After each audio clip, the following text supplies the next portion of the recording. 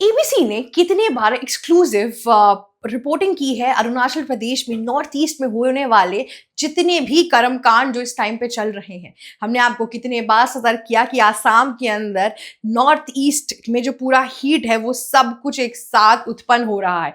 जी हाँ, बॉर्डर्स में इतने टेंशन चल रहे हैं, लोग वहां पे परेशान हो चुके हैं, उनको समझ नहीं आ रहा है कि ये आसामीज मुस्लिम्स है, बंगाली मुस्लिम्स है, बांग्लादेशी मुस्लिम है, सब कुछ एक बार में एकजुट हो चुका है। लोगों को समझ नहीं आ रहा कि किस तरीके से रिएक्ट किया जाए और ये इन्फ्लुएंस इस तरीके से बढ़ रहा है कि मैं आपको बता भी नहीं सकती। मैक्सिमम घुसपैठी आपके देश के अंदर आते हैं अलग अलग जगहों में, इन ट्रॉपिकल, ये सारे ट्रॉपिकल रीजन्स हैं जहां पे आपको घने जंगल मिलेंगे। इसके अंदर ये लोग आते हैं और साथ ही साथ बस जाते हैं और आपके साथ ही चाय पकौड़े और अलग अलग चीजें शेयर करते हैं और आपको पता भी नहीं चलता कि आपके ही हिस्से का हक मार के जा रहे हैं।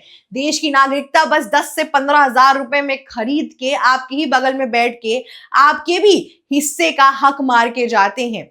जी हाँ, इसीलिए आज हमारे सामने एक वायरल वीडियो आई जिससे आपको पता चलेगा कि इनको बढ़ावा देने वाले लोग किस तरीके से निचता की स्थल पे गिरते जा रहे हैं।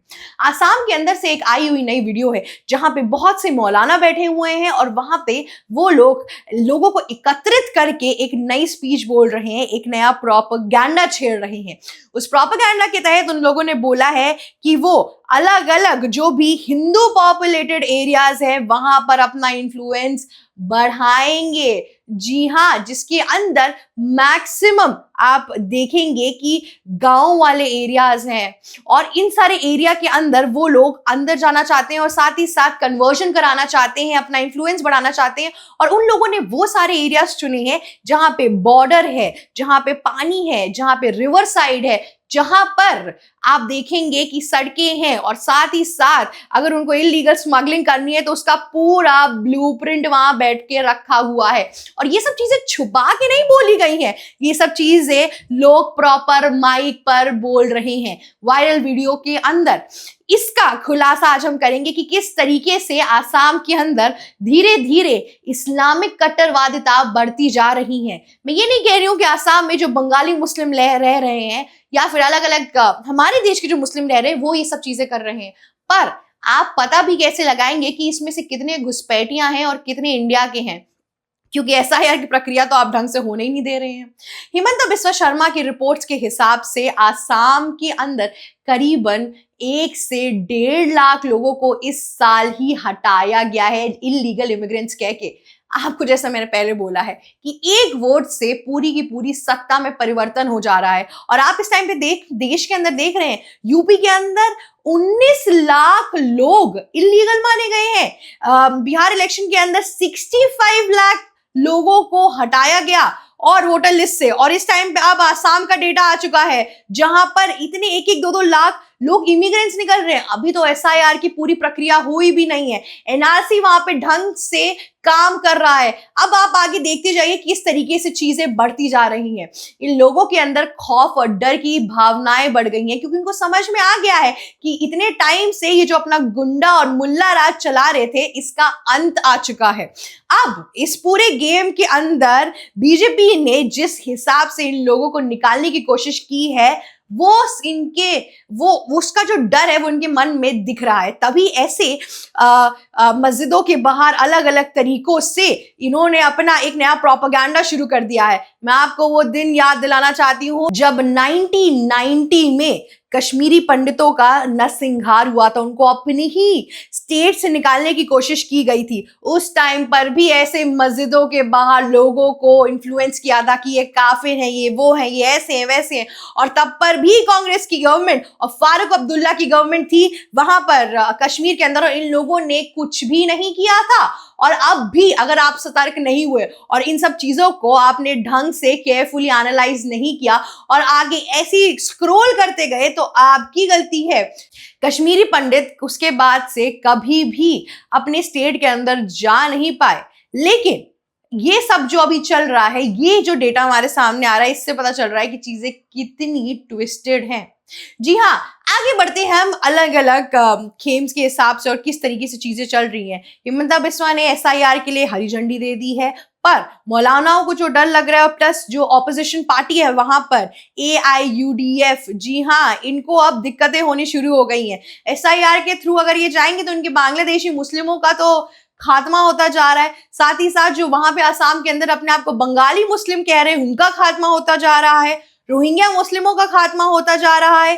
अब AIUDF का तो पूरा पॉलिसी ही यही है कि इसके कि माइनॉरिटी वोटर लिस्ट, मतलब मुस्लिमों के वोटर लिस्ट बैंक से अपना ये सत्ता का पूरा रोजी रोटी बनाते हैं। अब जब इनके दिमाग में ये डर बैठ गया कि अरे अब तो ये सब लोग चले जाएंगे तो हमें वोट कौन करेगा, हिंदू तो हमें वोट नहीं देंगे, क्योंकि इतने टाइम से जब तरुण गोगोई की सरकार थी वहां पे, जब कांग्रेस का राज था AIUDF के साथ, तब इन लोगों ने हिंदुओं को किसी दर्जे का नहीं रखा था। और सिर्फ हिंदुओं को नहीं, मुस्लिम भी बहुत परेशान थे। ट्रिपल तलाक जैसे इश्यूज हो रहे थे, रेप केसेस, लव जिहाद, अलग अलग तरीके की चीजें चल रही थी। तब किसने इन सब को एक आश्वासन दिया कि सब कुछ ठीक हो जाएगा? ऐसे ही हिमंता बिस्वा शर्मा को लोग मामा जी नहीं कहते हैं, वहां पे एक रीजन है, उन्होंने वो स्नेह, प्यार और रिस्पेक्ट दिया वहां के लोगों को। वहां के सिर्फ हिंदू की जनता हिमंता बिस्वा शर्मा को नहीं मानती है, पर वहां की मुस्लिम भी उनको मानते हैं, क्योंकि उनको पता है कि ये बहरूपिया हमारे दल और हमारे रिलीजन, हमारी कम्युनिटी को अभी नाम पानी में डुबो रहे हैं। वहां पे जितने भी मनरेगा के तहत लेबर्स हैं, सबका अगर आपने अपना रेट तय किया दिहाड़ी मजदूरों का कि 500 रुपए है, वो कहते हैं कि हम तो 200 रुपए में काम कर लेंगे। उनके वजह से उनका जो पूरा मार्केट सिस्टम खराब हो रहा है, उसका क्या? आपके घर के जो लोग हैं वो गवर्नमेंट कॉलेजेस में अगर अप्लाई करना चाह रहे हैं, जो गवर्नमेंट कॉलेज उनको प्रावधान आ रहा है, हर चीज आ रही है, उसके अंदर आपके बगल में एक इमिग्रेंट भी बैठा हुआ है, तब क्या? वो भी इतने टाइम से त्रस्त हो चुके थे जब कांग्रेस की सरकार 2001 से 2016 तक की थी। इतने घुसपैठियां घुसा दिए उन लोगों ने इतने टाइम तक कि लोग भी थक गए कि अरे ये तो हमारे ही सर पे चल के नाचना शुरू कर चुके हैं। और देश में जिस हिसाब की स्थिति उत्पन्न हो रही है, जिस हिसाब की चीजें उत्पन्न हो रही है, उससे साफ साफ क्लियर है। अभी जो आपके गौरव गोगोई हैं, उन्होंने तो सीधे सीधे बोला भी पार्लियामेंट के अंदर कि वंदे मातरम की कंट्रोवर्सी को हटा के दिल्ली ब्लास्ट जैसी अलग अलग चीजों का नाम ले रहे थे। दिल्ली ब्लास्ट कैसे हुआ? उसके अंदर 5 डॉक्टर पाए गए। कश्मीर में मैक्सिमम वो डॉक्टर्स रहते थे। कौन से रिलीजन के थे वो सब लोग? जब लोग फिर कहते हैं कि इस्लाम और टेररिज्म का कोई कनेक्शन नहीं है, मैं कह भी नहीं रही कि कोई कनेक्शन है, पर अगर हमेशा टेररिस्ट एक इस्लामिस्ट क्यों निकलता है? ये कट्टरवादिता जो सोच है इनके अंदर, ये कहाँ से उत्पन्न हो रही है? और आपको कैसे पता कि ये जितने भी बांग्लादेशी मुस्लिम्स आपके देश के अंदर आ रहे हैं, रोहिंग्या मुस्लिम्स आपके देश के अंदर आ रहे हैं, म्यांमार से जो लोग इस टाइम पे आ रहे हैं, उनके अंदर कट्टरवादिता नहीं, उनमें से कोई टेररिस्ट नहीं है। अगर आप अपने देश से ये सब लोगों को, घुसपैठियों को हटाएंगे नहीं, तो दिल्ली ब्लास्ट में कभी कश्मीरियों का नाम आ जाता है, जो कश्मीर के टेररिस्ट, जो कश्मीर में टेररिस्ट पाए गए थे उनका नाम आ जाता है, तो कभी इसके बाद से आप देखेंगे कि कैसे अच्छा आसाम से ये टेररिस्ट निकला, इधर से ये टेररिस्ट निकला। इनको हटाना जरूरी है। ना कोई मकसद है, ना कोई इनका ईमान है। डॉक्टर उबर नबी इस चीज का सबसे बड़ा एग्जाम्पल है। इंग्लिश फ्लुएंट थी, डॉक्टर थे, इतनी नॉलेज थी, उसके बाद भी सुसाइड बॉम्बिंग कर ली ना। उस गाड़ी के अंदर बैठ के खुद की भी जान ली, इतने लोगों की जान ली, और लोगों के अंदर डर फैला दिया ना, और बिना किसी गिले शिकवा के एक पूरा वीडियो भी बनाया जिसके अंदर उस आदमी की आंखों में छोटी सी भी रिग्रेट नहीं थी। हमारे पास इमरोज आलम जैसे इन्फ्लुएंसर्स हैं जो अपने आप को उनकी जो घर वापसी कर रहे हैं, घर वापसी भी नहीं बोलेंगे, अपने आप को हिंदुइज्म में कन्वर्ट कर रहे हैं, वो सब लोग क्यों परेशान है? क्योंकि इस्लाम के जो पहरेदार है, इन लोगों ने इस्लाम की पूरी परिभाषा ही चेंज कर दी है। इस देश के लोगों को इस्लाम से दिक्कत नहीं है, पर इस्लाम की जो कट्टरवादिता हमारे सामने आ रही है, जो टेररिस्ट इस टाइम पे हमारे सामने आ रहे हैं, दिक्कत उससे है। और विपक्षी दल के नेता हर बारी आपसे ये सारी बातें छुपाने की कोशिश कर रहे हैं। इतने टाइम से ममता बनर्जी ने SIR के थ्रू इतने बांग्लादेशी मुस्लिमों को रख लिया अपने पास कि अब उन लोगों का भी कुछ नहीं हो पा रहा है।